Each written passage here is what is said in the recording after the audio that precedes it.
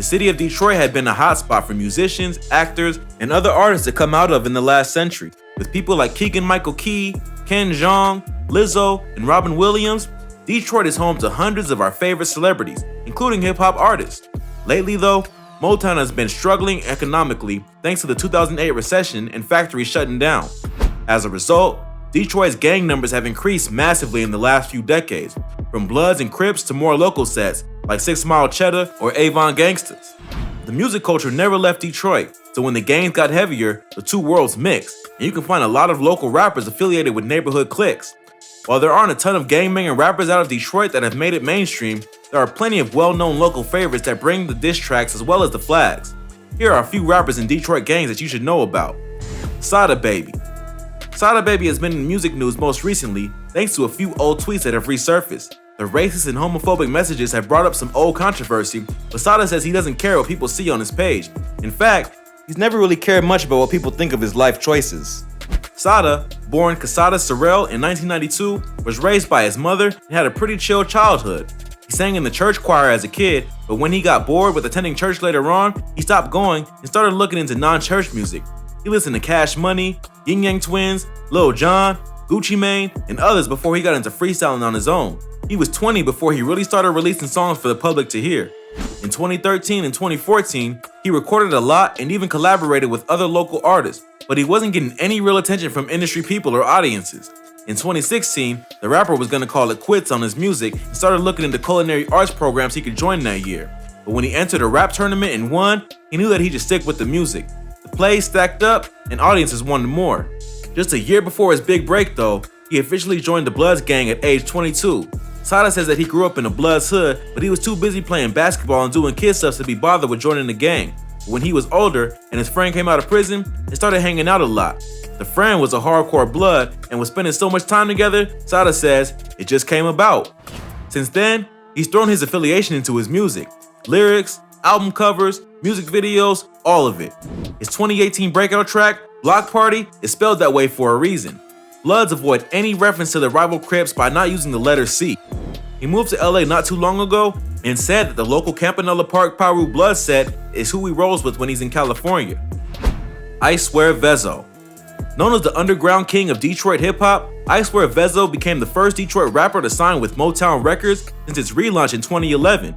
His announcement in 2018 was a big win for Detroit, a city that's been struggling in the last few years, and it was a big win for Vezzo, who had just gotten out of prison on a felony gun charge. Before turning himself into police on that charge, he released the album Price Going Up, which was enough to keep his fans looking forward to more when he got out.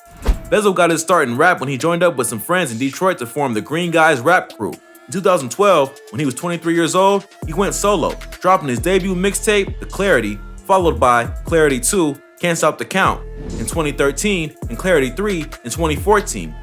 He hustled hard to get his music out there, a skill he learned from his mom and stepdad growing up in Detroit. He watched them hustle and constantly struggle to keep up with the bills, and even now, Vezzo says he doesn't know how they did it. Along with being a good rapper that is continually putting out new stuff, he's also known as Big Crip. He doesn't talk about his affiliation very much in interviews, but it's well known that he's a member. Sada Baby, who is also his cousin, says that they're still chill with each other even though they rep different cliques. He's a Crip and I'm a Blood. We're from the same city, the same side, and we get along. Vez gets picked on by Sada's Blood crew a bit, but according to them, it's all fine and doesn't mean anything, not like real street gang rivalry. Dej Loaf. Dej Loaf is best known for creating one of the catchiest hip-hop songs of 2014, with the release of Try Me. The breakout single hit millions of views in less than a month and grabbed her the attention of Drake, Wiz Khalifa, and Diddy. Suddenly, she was signing a deal with Columbia Records and getting ready to record and tour. Her record deal came 2 years after her hip-hop debut with her first mixtape, Just Do It, in 2012, which honestly wasn't very good according to critics. One of the songs was about skipping class in college, which was about as hardcore as it got for baby Dej Loaf.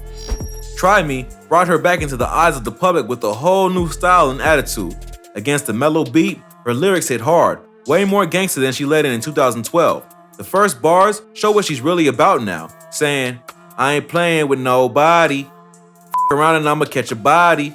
She wasn't the same sweet girl of hip-hop that she had been a couple years before.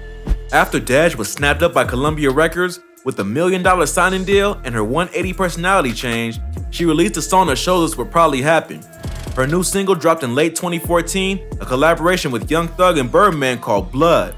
The rhymes are full of gang references and promises of staying red. She sings, "Loyalty over love, I'll kill a bitch on purpose, and let these bullets work on a nigga's body like a doctor." What was with all this sudden blood repping? As far as anyone knew at the time, Dej, born Deja Trimble, had a normal enough childhood, despite her father being killed when she was just 4. She graduated from high school, where she played basketball, and even studied nursing at Saginaw Valley State University for a year and a half before dropping out to try for a career in music. Apart from the song, Dej hasn't come out and talked about her affiliation, but it could definitely explain the sudden change in her musical and personal style. 7 Mile Bloods rappers. Named for their control over 7 Mile Road, the 7 Mile Bloods is one of the most notorious street gangs in Detroit, and they have a lot of members. Founded by Robert Brown, Corey Bailey, and a couple others, the gang runs the area between 7 and 8 Mile Road, west of Kelly Street and east of Grady-Eye. This turf, called the Red Zone, is known by the locals to be insanely dangerous. For years, the 7 Mile Bloods were a local police target as cops tried to crack down on the violence and drug crimes on the streets. They basically controlled the drug trade in the whole city and have no problems leaving a pile of bodies behind them wherever they go. Corey Bailey, also known as Cocaine Sonny, was the second in command to the head of it all and helped oversee the gang's activities. He was also a growing rapper in Detroit, and he put all of the gang stuff in his songs. From drug running, to drive-bys, to straight-up murder, Bailey raps about it all, and this became a problem pretty soon, once authorities figured out he was putting all his business in his songs and on social media. In 2014, Bailey had a run-in with members of the rival gang, the Hussle Boys. After the run-in, the Hussle Boys put up a hit list on Instagram, including 7 Mile Bloods founders Corey Bailey and Billy Arnold. The list was posted by a user called All Headshots. The rapper was called out along with 9 others. During the next year, 7 of those on the list were shot, 4 were killed. This led to retaliation, then more retaliation, and soon there was an all-out gang war. Another 7 Mile Blood rapper involved was Devin McClure. He had been a good face for the hip-hop side of the gang and showed up in all the music videos for rapping members on YouTube, Instagram, and other social media sites. However, Devin became a victim of the Instagram war between the 2 rival gangs and was shot in an intersection when some Hussle Boys rode up on him. His name had been part of the Instagram hit list, and he died immediately. After more than a year of trying to track down these gangbanging Detroit rappers, police finally had their arrest. In the end, the 7 Mile Blood rappers were caught. Corey Bailey has been in jail since 2014 on a federal gun charge, and in November 2019, he received 2 life sentences for his part in the murders, racketeering, and weapons possession. Rapper Robert Brown has been convicted of conspiracy, attempted murder in aid of racketeering, and use of a firearm during a crime. He was sentenced to 40 years in prison. Another 7 Mile rapper, Jeffrey Adams, was linked to one of the Instagram pages posting a hit list of rival gang members. He's been in jail since March 2016 and is waiting for a retrial after a hung jury.